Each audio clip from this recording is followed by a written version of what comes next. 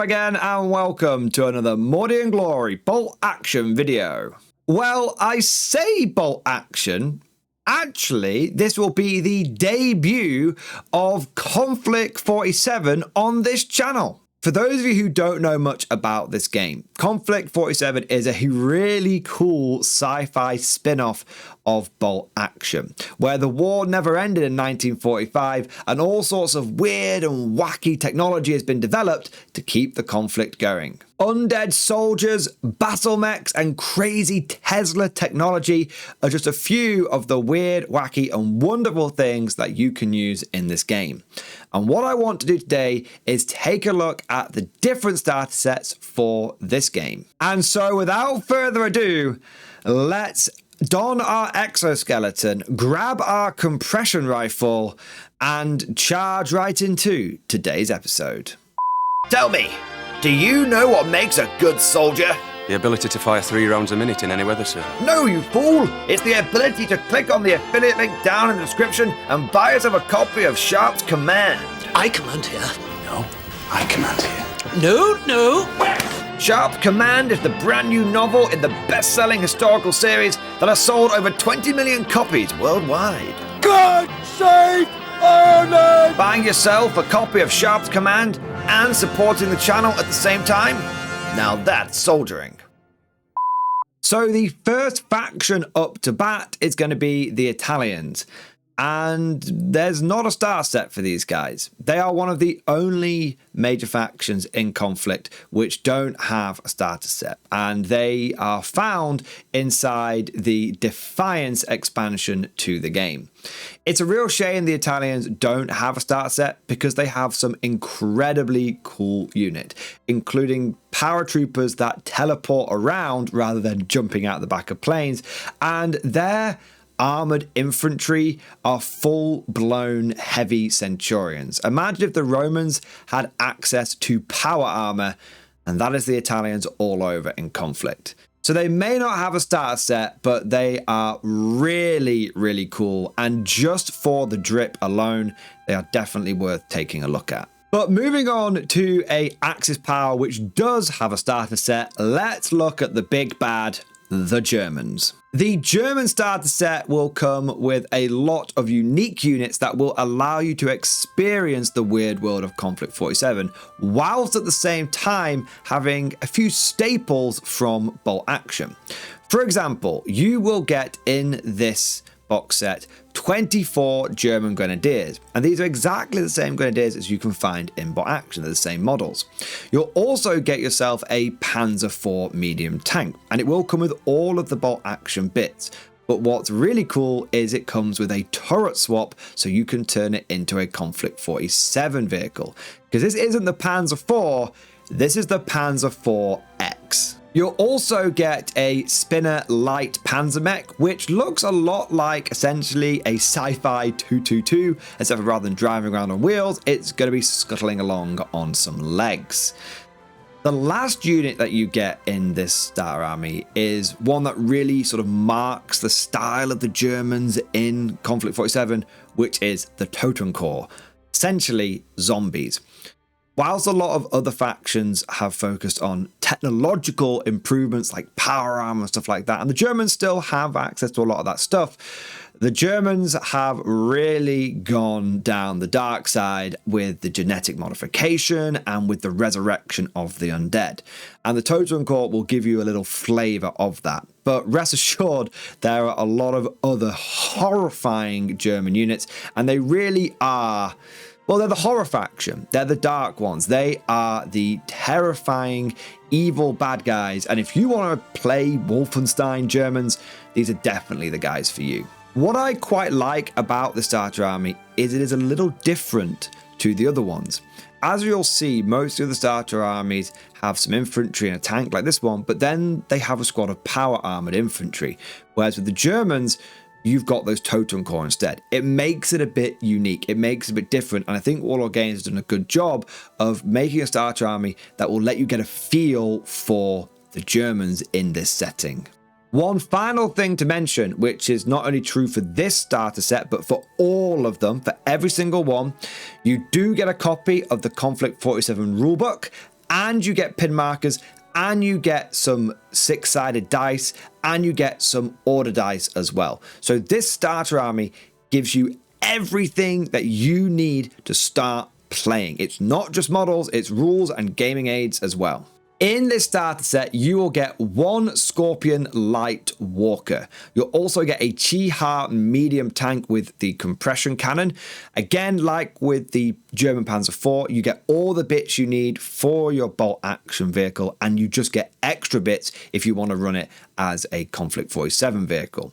You also get 24 Japanese infantry, and these are the same as you would find in bolt action.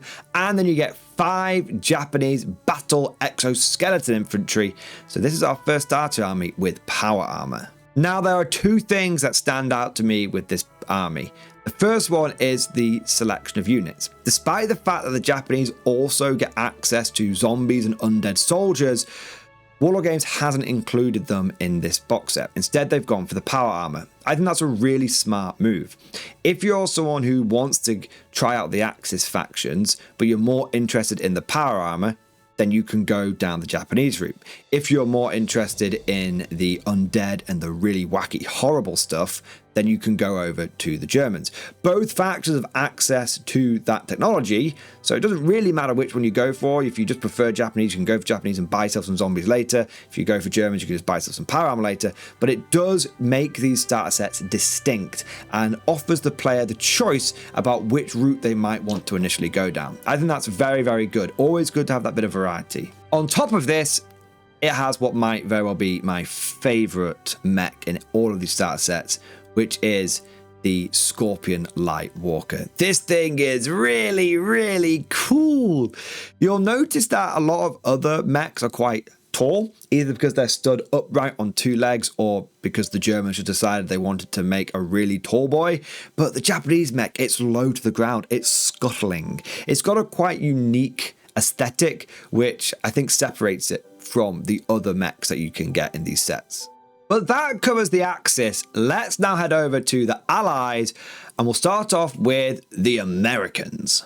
In the American starter box, you will get an M5A2 Coyote Lightwalker. You'll get an M4A9 Sherman T medium tank. I know I've said it before, but I'll say it again. You get all the bolt action bits, and you just get extra parts to turn it into a Konflikt 47 vehicle. You also get 20 US infantry and 5 US heavy infantry. To me, this starter army feels like the most straightforward. It just feels easy to get your head around, especially now that we've looked at a few of these starter sets.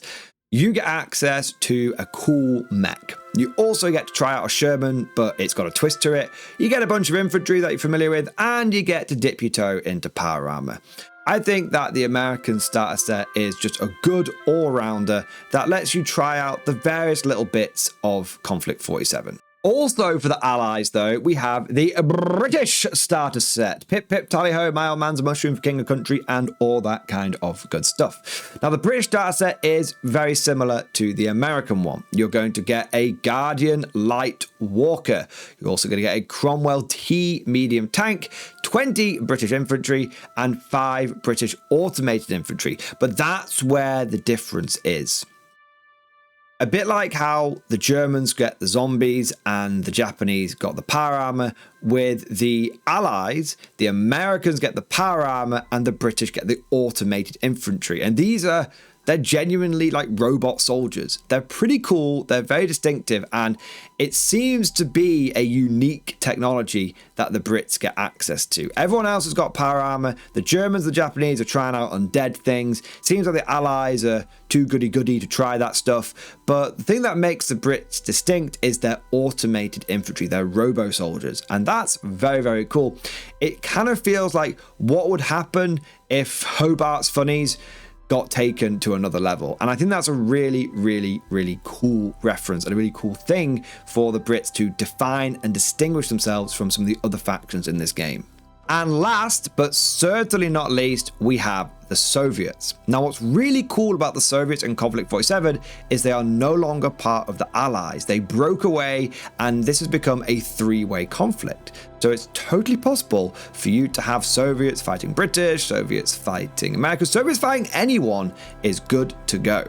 For the Soviet army, you will get one Cossack light walker, you'll get a T-34/ZP medium tank, so you get the T-34, and then you also get the bits for the sonic cannon.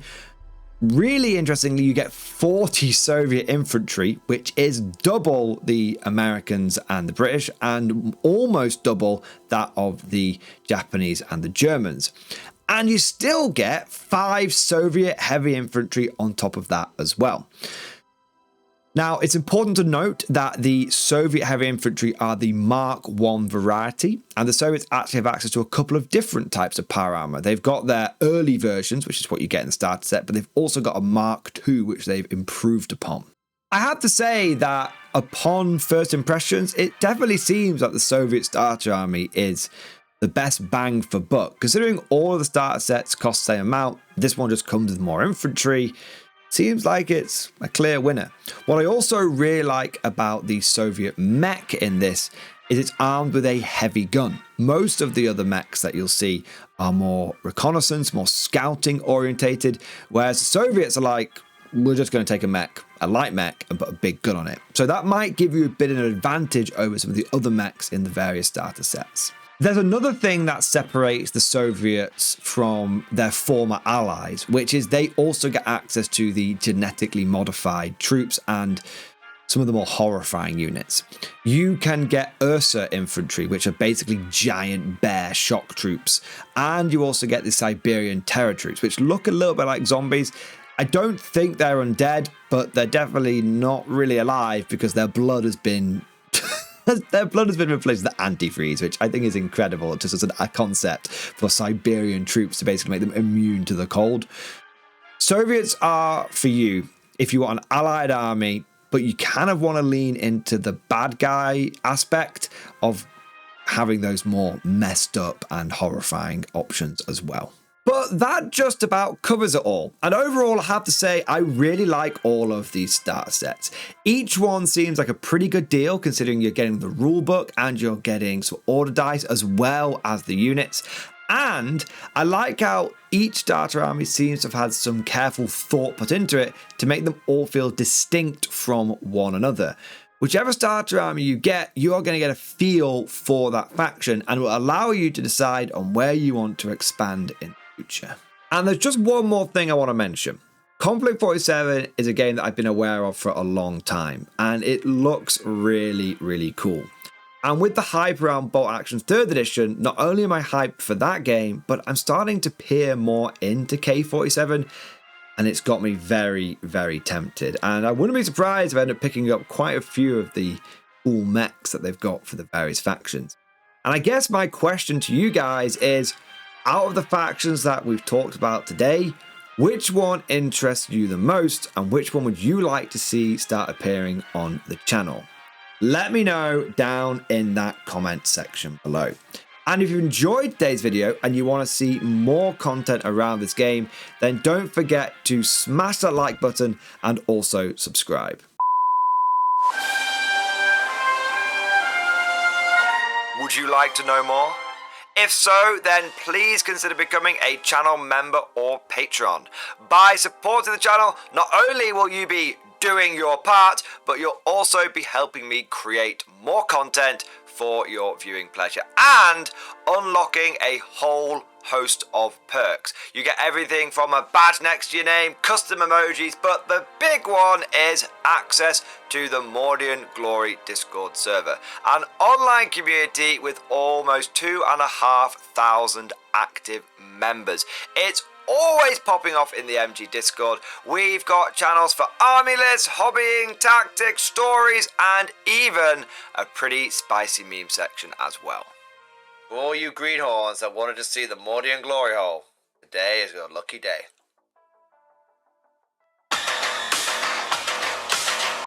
And joking aside, I do want to say a massive thank you to all of the current channel members, and Patreons. You guys are amazing. Truly the lifeblood of the channel. I could not do Mordy and Glory full-time without the incredible and generous support of my members. So thank you guys so much. And last, but certainly not least, I want to say a personal thank you to all of my top tier Patreons. These are the War Masters, the people who have truly gone above and beyond the call of duty. So a heartfelt thank you to Alex Dengal, Bon Vert, Lord Pryor, Mark Panconi, RJ Scorpion, Swordfish Trombone, Try Again Bragg, John Stubbs, Nick Walsh, Diesel Fox, and August Barney. Seriously, guys, thank you from the bottom of my heart. Your support is incredible and it makes a huge difference. Thank you so much. That's all for now. Hope you've all enjoyed today's video. And of course, as always, I'll see you guys next time.